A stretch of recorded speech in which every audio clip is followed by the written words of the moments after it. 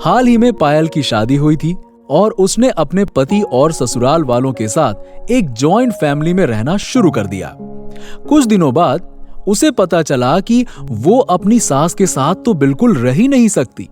पायल की सास की सोच बिल्कुल पुरानी सोच थी, आधुनिक सोच थी ही नहीं, जबकि पायल बिल्कुल आधुनिक जीवन शैली जीने वाली लड़की थी।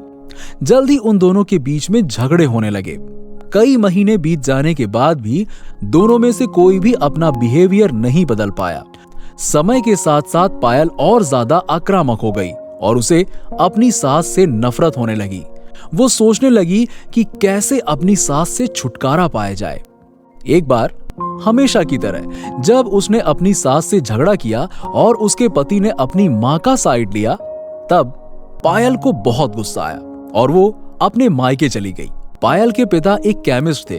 उसने अपने पिता को पूरी बात बताई और अपने पिता से कहा कि मैं उस घर में नहीं जाने वाली हूँ, आप मुझे कोई जहर दे दीजिए, मैं अपनी सास को खाने में मिलाकर वो जहर दे दूंगी, जब वो मर जाएगी तभी मैं उस घर में कदम रखूंगी, नहीं तो मैं नहीं जाने वाली अपने पति के घर वापस।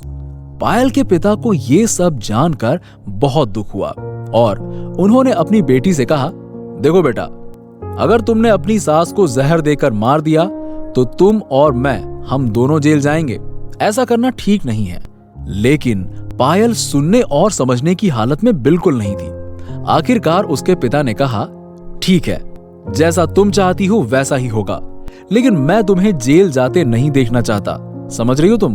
पायल के पिता अंदर से पाउडर लेकर आए और कहा, ये पाउडर लो, हर दिन तुम दोपहर का भोजन या रात का भोजन करते हो तो अपनी सास के खाने में इसे मिला देना। इससे धीरे धीरे कुछ महीने में वो मर जाएगी और लोग सोचेंगे कि वो नेचुरल तरीके से मरी है, समझी? पायल के पिता ने यह भी कहा, क्योंकि किसी को भी तुम पर शक नहीं होना चाहिए, इसलिए आज से तुम अपनी सास के साथ लड़ाई नहीं करोगी, बल्कि तुम उनकी देखभाल करोगी। भले ही वो कुछ भी कहें, तुम पर कितना भी गुस्सा करें और तुम पर कितना भी चिल्लाएं, लेकिन तुम पलटकर जवाब नहीं दोगी और ना ही उन पर गुस्सा करोगी और ना ही उनसे लड़ाई करोगी। हमेशा शांत रहोगी, समझी? सास को मारने वाला पाउडर मिलते ही पायल ने अपने पिता की सारी बात मान ली और अपने ससुराल वापस चली गई और अपने पिता की सलाह के अनुसार उसने अपनी सास के खाने में जैसा उसके पापा ने बताया था ठीक उसी तरह से पाउडर मिलाना शुरू कर दिया और इसी दौरान अपने सास से वो बड़े ही प्यार से बात करने लगी। समय बीतने के साथ साथ पायल की सास का नेचर भी बदलना शुरू हो गया, क्योंकि पायल अब अपनी सास की बहुत देखभाल करने लगी थी, इसलिए उसकी सास भी उसके प्रति विनम्र होने लगी और प्यार से बात करने लगी। 5 महीने बीत गए और पायल खाने में पाउडर मिक्स कर रही थी, लेकिन अब घर का वातावरण बिल्कुल बदल चुका था। कोई झगड़े नहीं होते थे, दोनों एक दूसरे की तारीफ करते थे। अब ऐसा लगता था मानो दोनों सास बहू नहीं बल्कि माँ बेटी के रिश्ते में बंधी हों।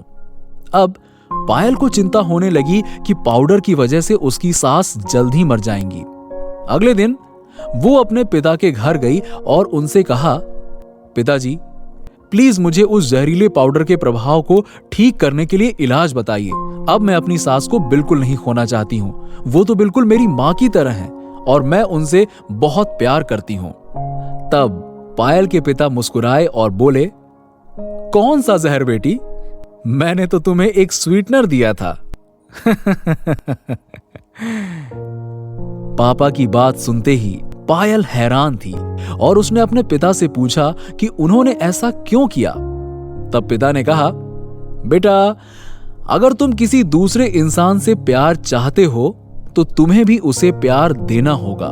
रिश्ते एक गाड़ी की तरह होते हैं और हम उन पर लगे पहियों की तरह हैं। जब तक सभी पहिए ठीक से आगे नहीं बढ़ेंगे तब तक गाड़ी ठीक से नहीं चल सकती। इसी बात का एहसास दिलाने के लिए मैंने ऐसा किया और तुम्हें अपनी सास के प्रति नम्र रहने को कहा। देखो क्या हो गया, तुम्हारी अच्छाई देखकर उन्होंने भी अपने आप को बदल लिया और तुम्हें समझना शुरू कर दिया। हुआ ना ऐसा? तुम दोनों ने एक दूसरे के लिए अपने आप को बदल लिया। यही कारण है कि देखो तुम आज अपनी सास को बचाने के लिए मेरे पास भागती भागती आई हो। आओ बेटा, गले लग जाओ, आ जाओ मेरे पास।